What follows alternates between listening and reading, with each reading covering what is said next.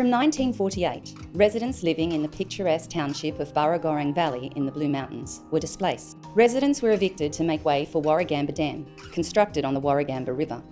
Consequently, Burrugurang Valley vanished underwater.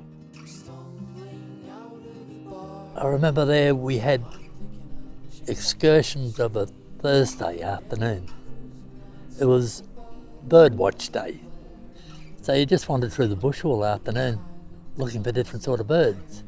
And to us that was great.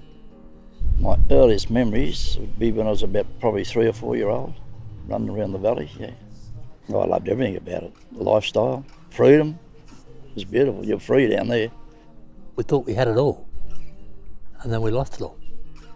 And when the flooding came and we moved away, we lost that connection to our childhood, our teenage years, our growing up.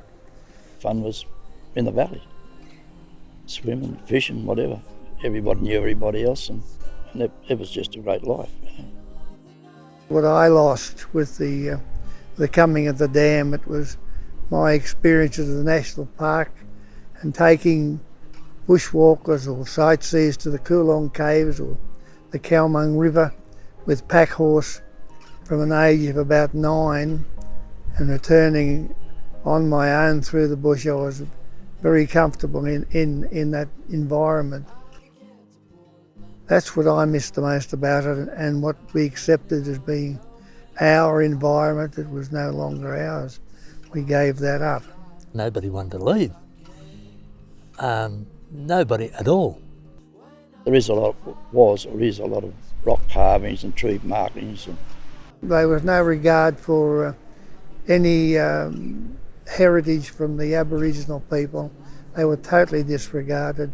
Whatever was there to be flooded was flooded or destroyed.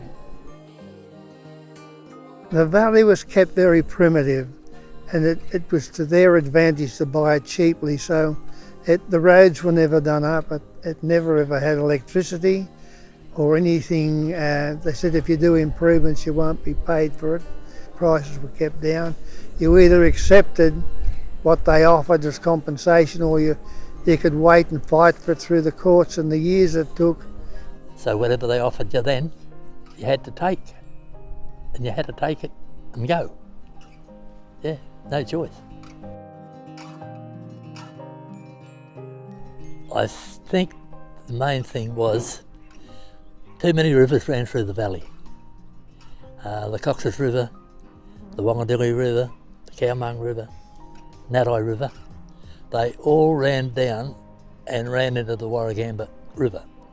And that used to run into the Hawkesbury, and then that used to run out to sea. So really it was a perfect place to dam. The sides were built. They didn't have to build the sides, they only had to clear it and build a dam. And they had Warragamba Dam. Over the years I've understood and lived close to Aboriginal people.